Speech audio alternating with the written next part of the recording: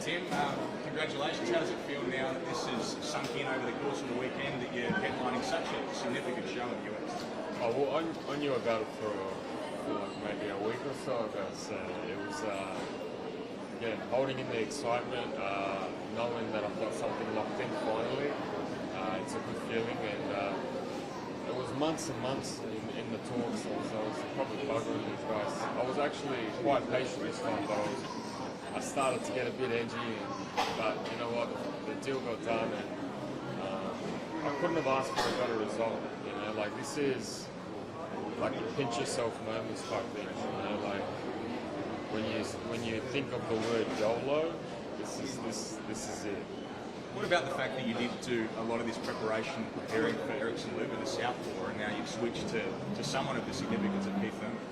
Yeah, just typical, you know, like typical. They start getting cold feet. So what do? You know, I've been prepping for a southpaw for 7 weeks now, so I've been going pretty hard now. But what do? The show goes on.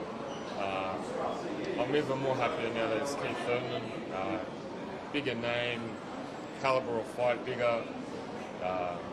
When you talk about moments and experiences, you talk T-Mobile Arena, headlining Amazon Prime, going to the States. It's a big deal, you know. I've loved fighting in Australia. It's been absolutely an honour and such a great time.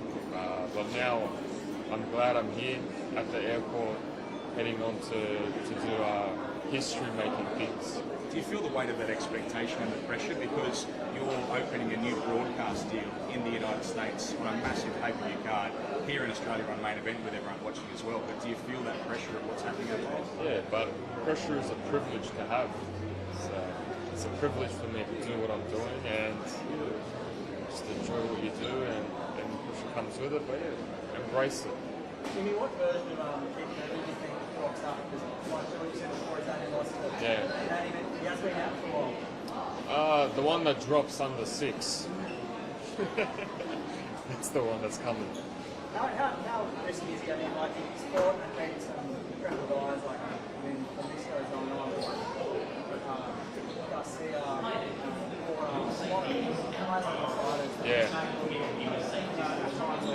yeah. No, he's got the caliber. His names have definitely been much better than my ones. The resume is much higher. I completely agree with that. But he's never faced a Tim Tszyu in his life, you know. So that's the most challenging part for him. We've heard you talk about American Takeover, obviously. What's actually involved in Tim Tszyu's American Takeover, turning into Tszyu SA as you call it? Knock them all out. Knock them all out. Let them all squeal and feel it all. You know, simple. Do you reckon once you get over there, that's probably going to be where the rest of your fights happen, big money over in America, obviously, or do you plan on coming back to Australia? Look, I love Australia, but I'm not the type of guy that waits. If I'm going to be waiting 6-12 months for a fight, that's not going to be me. And if the boys can make a fight happen in between, I will fight in Australia. But right now, we have signed a multi-fight deal in America, and we are all heading towards there, and that's where the near future is. Timmy, you're going into this fight with a massive training camp under your belt. Been knocking guys out for fun for the last 12 months. And you're in there against a guy that's going to have some question marks about how much he's going to entertain. Like, do you genuinely expect to last them? In my mind, yes.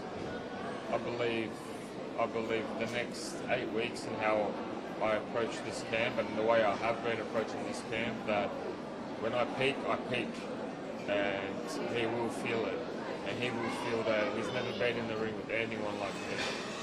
Tim, any truth to the rumour that you're sitting next to Michael Zarafa on this flight to the United States? Nah, sorry man, he's down a couple rows behind. How do you deal with fights that you walked in and couldn't have been made, like Charlo? How have you dealt with that mentally to just park that and move on? Sorry, can you say again? How have you dealt with the frustration of not making a fight with someone like Charlo? I've come to the conclusion that I'm never going to fight him because he's he's a bit of a coward, and finally all the sanctioning bodies are realizing that he's a fraud and that, you know, he went so hard to win the belts, and you got to go even harder to keep him, you know. And what did he do? He just stopped fighting, and that's unfair for the rest of the division. It's held us all up for 2-3 years. So let him go into hiding and into his little holiday, into his little whatever he does. It's not my concern. He's not on the radar at all for anyone anymore at the moment because he's got nothing to bring. In happier news, we know that you're a big supporter of South Sydney. Obviously, there's the Aussie takeover starting in Vegas with the NRL. Are you going to link up with any of the teams in the time that you're over for the training camp, or are you just going to keep the head down? No, I'll come to the game. I brought my Bunnies jersey with me, so the other teams won't be too happy. I got a connection with all the teams except the Roosters, actually. Sorry to the Roosters. But yeah, I'll be there hopefully with my Bunnies. Do you welcome the news that Charlo has been made a champion in recess by the WBC over the weekend? That essentially he's no longer a world champion. Yeah, well, that should have been 6 months ago when me and Mendoza fought. That should have been it, you know. Whatever, belts are belts. I'm going for history making stuff. Pinch yourself moments, YOLO moments. Hey, do you have any chance Mendoza is in camp? Yeah, we're in the talks actually. Yeah, it would be good because very similar type style actually. But he's awkward and like. He's got certain punches that Thurman throws, and he'll be good. And he's a good guy, good guy to work with, and he's a true gentleman.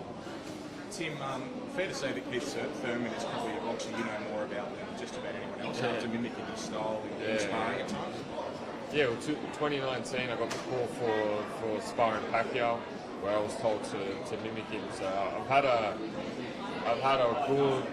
good watchful of him and had to sort of impersonate him in sparring. So I know what he brings. I know what he's like. It's crazy that 3-4 years later we're doing a show together. Tim, I think I know the answer.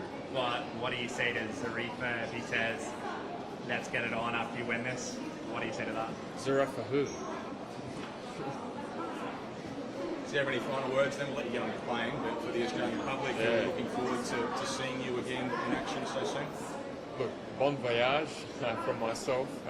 It's been 6 years in the making to get to this final stage, and I thank everyone again for all the support.